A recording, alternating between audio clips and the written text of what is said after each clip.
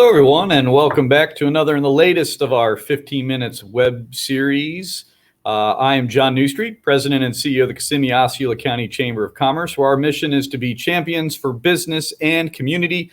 And today we are sponsored by Disney, a fellow champion for business and community. So thank you, Disney, for your support. And we have a very important topic that everybody seems to pretend they know all about, but they don't quite give it the attention it deserves. It's all about hurricane preparedness. We're in the thick of hurricane season, and we want to make sure you're prepared and ready for this. So we welcome to today's program Bill Litton, the big dog over at the Emergency Operations Center. Bill, thanks for being with us. We welcome you. Hi, John, and thanks for having me today. Absolutely. So we would agree this is an important topic that a lot of folks seem to kind of take for granted. Is that right? That's right. Yeah, definitely. But I think over the last, 4 to 5 years after our accelerated hurricane activity, I think that's sort of gotten everybody now in a normal routine. I think, after 2004, 2005, when we had that 10-year gap, and we call it hurricane amnesia, where people forget or say, oh, yeah, that could happen here. But now they've really focused on what can happen when you see Matthew, Michael, Dorian, and even Irma, that impacted our county. We definitely know that these can happen. And I'll go a little bit over our forecast and outlook. But as we know, and as I remind all of our residents and our business community, it only takes one to have long-lasting impact on our community. So, don't get all enthralled with the numbers, even though we use them as a guide. But we'll definitely see, definitely an uptick, I think, this year as well. So it's this is almost a CYA for the chamber to say we brought you the information. It's almost like the bumper stickers in elections that say, "Don't blame me, I voted for." So I'll turn it over to you. You got some great information to share, and appreciate you taking the time and sharing this information. It is important, Sure. and we trust people will take action based on it. So it's all your show here, Bill. All right. Well, thank you. We can go directly into the next slide. As we know, last year was the most active season for the Atlantic Basin for hurricanes. So over 30 named storms, unheard of in that avenue, 6 of those being major storms. Thankfully, Florida was spared, but our sisters over in Louisiana definitely had an impact with Laura, which was a Cat 4. And we had actually 9 landfalls there in the Gulf Coast area. So they were definitely in the middle of it and in the brunt of that for that area. 3 of those were Atlantic landfalls as 2. So like I said a little earlier, I'll go a little bit into the forecast, both from Colorado State and from NOAA. I just got the update from Colorado State that came out on June 3rd. So you'll have the most up to date from Dr. Phil Klosbach's team on that. But we're still seeing some definitely uptick, I think we'll see in the storms. And as you see, NOAA is really looking at going ahead of forecasting. They started with their tropical outlooks. Now they've moved that to May 15th. So it was actually, time-wise, the next 2 days after that, we had our first 2 formations out in the Atlantic. None of those, hopefully, did not, hit land. One of those did become our first named storm, Anna. So we'll just continue to see and continue to track on that. Our next slide. So I talked about Colorado State. They are really the top forecasters, researchers when it comes to tropical meteorology, have done that for about the last 30 years. This is the most recent update from Dr. Phil's team for tropical meteorology, and really looking at named storms. He's actually upped it by 1 from the April forecast. He'll put out 2 more additional forecasts just before our peak at September. So we're looking at 18 named storms, 8 hurricanes, and 4 majors. So the hurricanes and major storms didn't change, but the uptick is on the named storms and the tropical storms, and the hurricanes would fall under that. So you can see he goes into a lot more data-wise on that. So again, keeping that in mind for that. And we can go to the next slide. One of the additional features this year, NOAA, who is actually over the National Weather Service and National Hurricane Center, actually changed what they forecast as an average hurricane season. So if we look back several years ago, we would call an average season 12, 6, and 2. So 12 named storms, 6 hurricanes, and 3 majors. Just this year, end of May, they decided to take the data from roughly 30 years, and now they've upticked that. So now an average season will be 14 named storms, 7 hurricanes, and 3 majors. So if you look at Dr. Phil's and that, we're just above a normal season if you look at that now. So four above on the named season. So and we go to the next slide. And then actually the NOAA forecasts, they never go by one number. They always use a ratio. So actually we're looking at 13 to 20 on the named storm. So you can see Dr. Phil's research team goes right in the middle of that. 6 to 10 hurricanes and 3 to 5 majors. So keeping in mind, anything major is category 3 or higher. So those are definitely intense storms and will have impact not only to the coastal area, but also the interior portions of any county or any state for the flood and the rain that would be brought in with the storm. So definitely you can see there 60% for a above average season for us again. So we'll definitely see what we're looking at for another active season for us here, not only in Florida, but probably the Atlantic and Gulf. We focused on more the Atlantic and those ones coming off the Cape Verde and the African coast, more in the earlier season, just before September. And then as our focus goes into September, October, as those developments move into the Gulf of Mexico. And we know that's the ones we look at the most because they can spin up a lot more faster. As you remember back just a few years ago, Michael coming off of the coast of Mexico, within 2 days, it was a Cat 4. After research was done, that was actually based as a Cat 5. So that's our scariest area when we look at storms coming off that area. We'll continue to focus on that. We can go to the next slide. And as far as our individuals and our businesses, we really came up with a plan, a 4-point plan that we'd like to share with everyone. That's 4 easy steps. Plan ahead, stay informed, build a kit, and take action. We go to the next slide. And first one of those is plan ahead. So most of us here in Florida have lived here for a time. We've got a lot of people that are moving here for the first time as well. We want to educate them to our hazards. So definitely the hurricanes, definitely the tornadoes, the wildfires and flooding, but also the other things that we have to deal with, cyber attacks, solar flares, the other different, entities, but majorly are natural disasters that impact us here. Plan accordingly, knowing your area that you live in, knowing where your business subsides, looking at flood insurance, looking at additional insurance benefits that maybe you want to have for your insurance. Are you in a flood zone, or do you have a COOP plan, continuity of operations plan? If you have to move your business, what that looks like. Do you have another auxiliary location that you can go to? Do you have your files back and loaded on exterior servers? So if your business was damaged, you can continue your functions after that event. Develop a family plan. This really goes for your business too, having a rally point if you have to evacuate your business. Again, I talked about the insurance. I really hark on insurance a lot, really for our, not only for our individuals and our families, but also businesses. It's great now. We're in blue skies days. Look through your insurance policies, look through deductibles, and get with your agents to make sure if there's any changes that need to be made. I always talk about this for our families, but it's not a bad idea for businesses as well to have an out-of-state contact. As well as we know, cell phone towers and other systems become inundated when we're right near a hurricane or after a hurricane.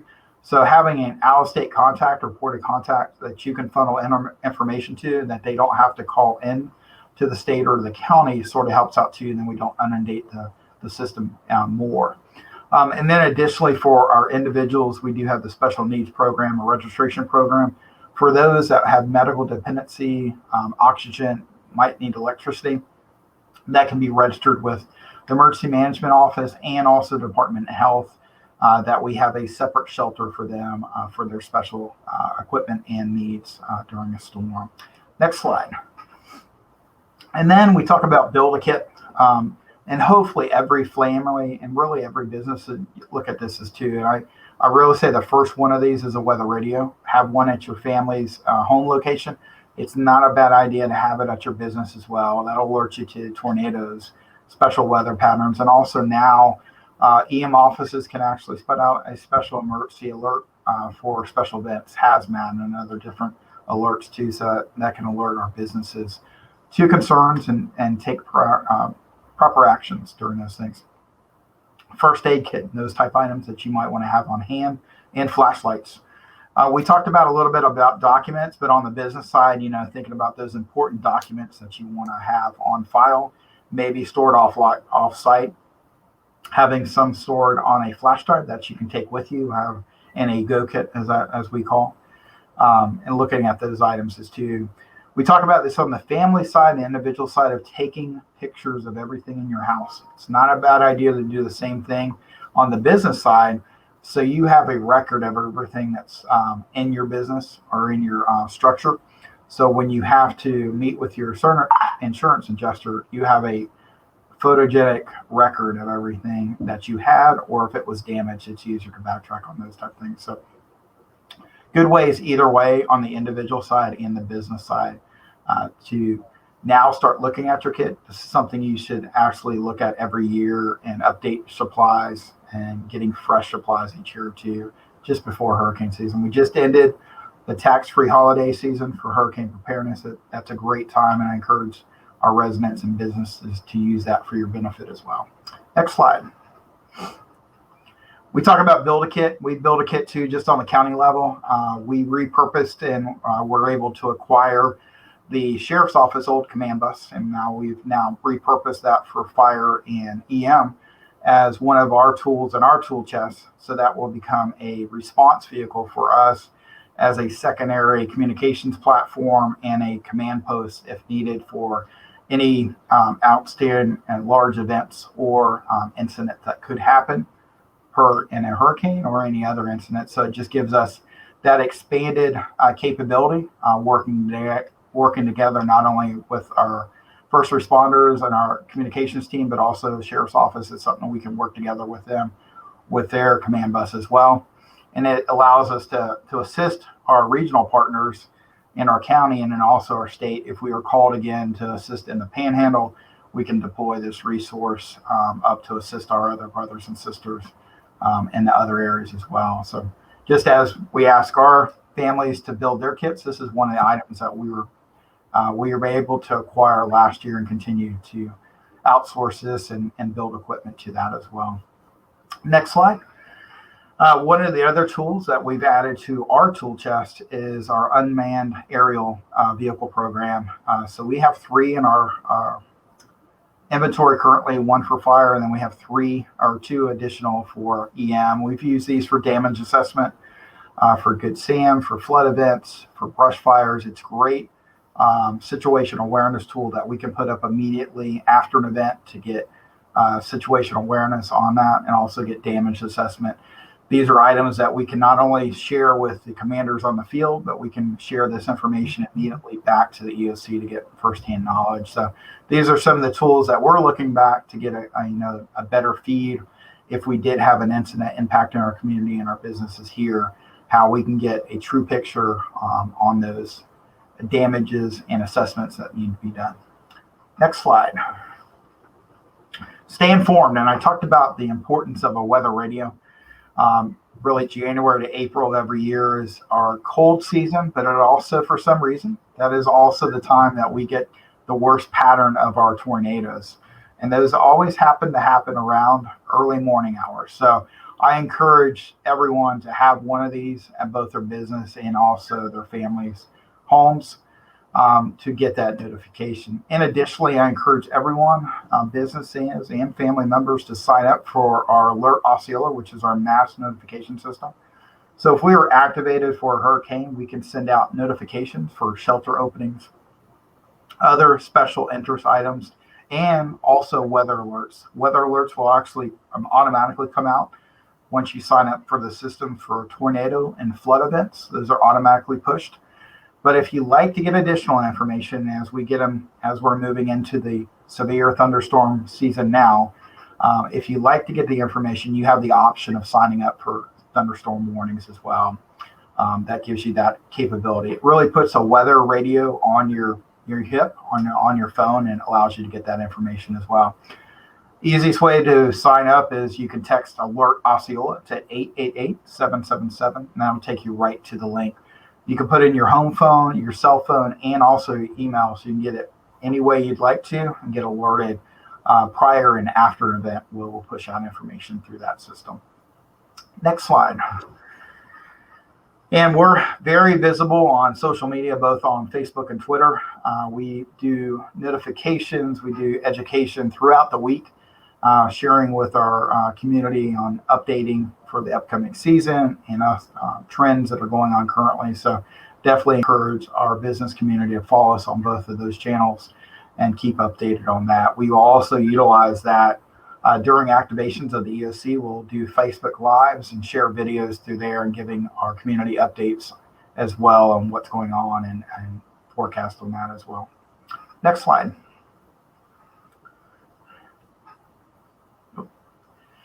And then one of our final steps, we call it take action. So a lot of people ask, how can we help out? One of the programs that we have here in place in Osceola that we're very proud of is our community emergency response team. And these are community members, neighborhood members that are trained in initial response and helping first aid, different other things that can help before first responders get on the scene, how to turn off a gas valve, how to turn off electricity points and those type of things. So they are a volunteer team. They go about 8 to 9 weeks of training. We also train them on shelter worker training. So they can be activated when we activate our school shelters. They can help and supplement our manpower there for the event. Just for COVID alone, they have been a huge, huge help to EM and the county, helping us at all of our testing sites, our vaccine sites, help us in the EOC, running logistics. From a cost savings, been phenomenal. They have donated 6,934 hours just for the COVID event, which has been a cost savings of manpower, roughly over $173,000 providing their services. So we have 8 active teams currently, and we're working on expanding that throughout the county. It's a great service that we're working through on there. Additionally, business owners and community members can learn CPR, first aid. It's another thing that you can take action on. One of the other programs that we'll be rolling out here, hopefully this fall and probably early spring, is the adaptation of our Adopt a Shelter program. So all of our hurricane or emergency shelters are located at our school shelters. A lot of people ask, why are they at the school shelters? Our schools are built to what we call Enhanced Hurricane Protection Act. So they're built over the code, and that's why we utilize those for emergency shelters. The shelter program or Adopt a Shelter program gives these communities, community organizations, business organizations, and our CERT teams the ability to adopt a school shelter that might be near them. And then they commit to helping out and volunteering that when that's activated for response. So that'll be a new program that'll be coming out this year as well that we want to share with our public. Next slide. And I know I get a lot of questions. I've had some questions already prior to the start of hurricane season, June 1st, what the sheltering focus is going to look like, what that's looking like this year, as we're still, in COVID to a degree, even though our positivity rate has dropped, and that's great, and vaccines are widely available. We'll still have that we're dealing with, not only at county, but at state level. So we're encouraging those that are built in a site structure, foundation built home, asking those residents to stay in place. If you don't feel safe in your structure currently, then now's the time to start making plans with your family and friends that are not in the immediate area. And we're not saying 100, 200 miles away, really 30 to 40 miles out of the impact zone. Another thing, mask at our school sites or our shelter sites, all those considerations will be volunteer. It's not going to be required for masking being there. And then we cannot ask or cannot require vaccinations at the shelters as well. So that's just something to take in part. These are basically, when they're stood up, it's a federal resource, and we get reimbursement from FEMA on these. So we have to follow guidelines on that. So we will have areas, if we do have something that comes positive, we'll have rapid tests and other, tools available to us, along with our PPE and other sanitation devices that we'll have there to help out. And we'll have, just like we did last year, isolation rooms. If we have someone that does come up, we can isolate them from the general population of the shelter. So those are just one of the things I wanted to bring up on that, on sheltering. That's a good point, good question. and good area. But now is the time, as we're talking now. Now is the time to make your plans. Look at those areas, and if you're not sure about your home, start looking at those areas. And now is the time really to clean up around not only your home but your businesses. If you've got the trees, you got overhanging trees. Now's the time to get those cut so they don't become projectiles either at your home site or your business site, and review those areas now. If you've got a full site or a home site generator or a business generator, make sure you're testing it monthly or at least weekly. It's not the time to be testing it right before the storm. It needs to be, practiced and maintenance on a regular basis so that make sure it will come on when you need it to come on. Next slide. And that's really a couple of the items I want to go over today, and I'll be glad to take any questions from you, John, too. But I appreciate the opportunity to get the information out to the public. Hey, Bill, good job. 15 minutes goes quick, so I think you filled all the time, so I couldn't ask you any tough questions. But it's important information. I do encourage our audience to take action. That if you start to pay attention when it's too late, then the water's off the shelves and you're kind of stuck. So especially if you're planning on shelters like Bill just mentioned, start planning now. Hopefully you don't have to take any action because the storm skips around Florida. We love it when that happens. Sorry for our neighbors, but storms are brewing and storms are coming, and so it's best to be ready. And you've got some great resources there at our local emergency operations center. Bill's an expert and a good guy, so feel free to reach out to him. Bill, thanks again for sharing this information and being accessible. And I want to thank Disney for supporting today's broadcast, helping us get this information out to the community. But again, I'll leave you with the message of both be prepared and secondly, go out there and be champions. Thanks for being with us today, Bill, and thanks for watching, everyone. Thanks, John.